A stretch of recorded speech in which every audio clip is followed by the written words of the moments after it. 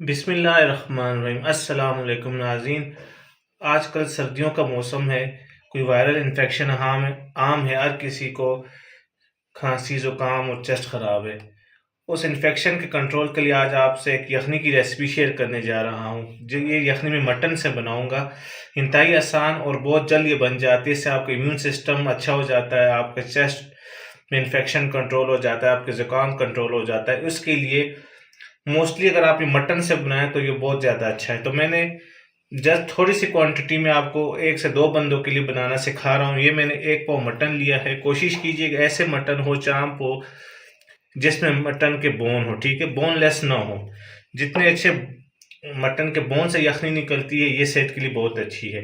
तकरीबन 1 पाव से थोड़ा ज़्यादा, 1 पाव ये मैंने मटन गोश्त लिया है, ठीक है। साथ छोटा एक प्याज नॉर्मल साइज का। और जो ज़ुकाम और चेस्ट के लिए बेहतरीन इस मौसम में काम करती है वो है ये अदरक, ठीक है। इसको आपने पेस्ट नहीं बनाना, इस तरह बारीक बारीक चॉप करना है, क्योंकि पेस्ट से इसका इतना अर्क नहीं निकलता जितना इसको इस तरह आप चॉप करके डालते हैं। और 4 से 5 जो है मैंने लहसुन के लिए इसका मैंने पेस्ट बना लिया। लहसुन से इसकी स्मेल ख़त्म हो जाएगी, ठीक है। जो एक मखसूस स्मेल आती है मटन की, वो इसमें भूनेंगे तो ख़त्म हो जाएगी। और आपके इन्फेक्शन कंट्रोल में ये अदरक काम करेगी।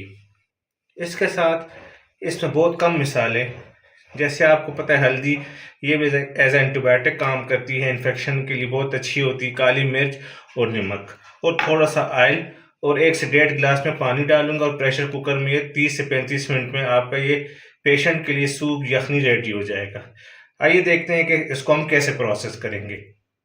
जी नाज़रीन, मटन की यखनी के लिए मैंने प्रेशर कुकर रख लिया है। देगचे में या फ्राई पैन में बड़ा टाइम लगेगा, ठीक है। आप प्रेशर कुकर ले, इसमें आप देसी घी भी इस्तेमाल कर सकते हैं, कोई भी रिफाइन ऑयल में इस्तेमाल करो, आप कोई भी ऑयल, थोड़ा सा 2 से 3 टेबल स्पून ऑयल, हमने ज़्यादा ऐड नहीं करना है। जस्ट ऑयल इसलिए मैंने ऐड किया जिसके अंदर हम लहसुन, प्याज और अदरक को जस्ट सौते करेंगे, नरम करेंगे, इसको कलर नहीं देंगे, ठीक है। 1 पाव गोश्त से 2 से 3 टेबल स्पून मैंने रिफाइंड ऑयल लिया है, ठीक है। ये जस्ट मैं प्याज, लहसुन और अदरक को सौते कर दूँ, नरम कर दूँ, तो फिर मैं आपसे दोबारा मिलता हूँ। जी नाज़रीन, मीडियम फ्लेम पर 1.5 से 2 मिनट होंगे। देखें, आपने कलर नहीं देना। लहसुन, अदरक और प्याज को जस्ट आपने थोड़ा सा पकाना है, जिसको इंग्लिश में सौते करना कहते हैं, ठीक है। नरम कर देना है। इस स्टेज में आपने गोश्त डाल देना है। मैंने तो थोड़ा सा 1 पाव गोश्त लिया है, ठीक है। मेरा पर्पज़ यही कि बोन से इसकी यखनी निकल जाए, ठीक है। और बाकी जो अदरक का फ्लेवर है, हल्दी का फ्लेवर है, आपको पता है जो पेशेंट होता है जिसको टेम्परेचर होता है वो ज़्यादा मसाले भी नहीं खा सकता और ज़्यादा, तो इसलिए आप इतना बनाएं कि फ्रेश बनाएं और थोड़ा सा बनाएं। इसको प्याज लहसुन के साथ अच्छी तरह भूनना है आपने, ठीक है। इसी स्टेज में अच्छी तरह भूनने के बाद जो मैंने आपको बताया था कि इसके अंदर थोड़े से मसाले जाएंगे, ये देखें, आधा टीस्पून से भी कम हल्दी, थोड़ी सी काली मिर्च और नमक हस्ब जायका, ये आपने ऐड करने हैं। यखनी एक ऐसी चीज़ है, ये आपका कि आप इसमें कितनी चीज़ें मसाले ऐड करना चाहते हैं, ठीक है। थोड़ा सा पानी ऐड करेंगे कि मसाले जल न जाए, गोश्त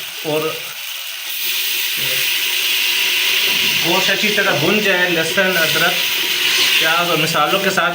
फिर आपने इसमें जस्ट पानी डालना है, जितनी यखनी आपको चाहिए। मैं तकरीबन इसमें 2.5 से 3 गिलास पानी डालूँगा कि अच्छी तरह 30 मिनट जब भी प्रेशर कुकर में पकेगा भी, तो यखनी अच्छी तरह इन बोन की और गोश्त की जो न्यूट्रिएंट्स है वो पानी में चले जाएंगे। मैं इसको अच्छी तरह भून लूँ, जो थोड़ा सा पानी डाला 1 से 2 मिनट, ये गोश्त अच्छी तरह भुन जाए और स्मेल ख़त्म हो जाए, तो फिर मैं आपसे दोबारा मिलता हूँ।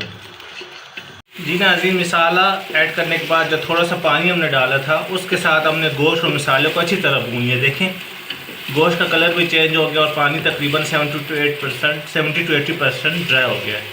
अब आपने सूप के लिए, यखनी के लिए इसमें जितना पानी आपको रिक्वायर है गोश्त के हिसाब से, मेरे पास 1 से 1.5 पाव गोश्त है, तो मैं इसमें 2.5 गिलास पानी में ऐड करूँगा।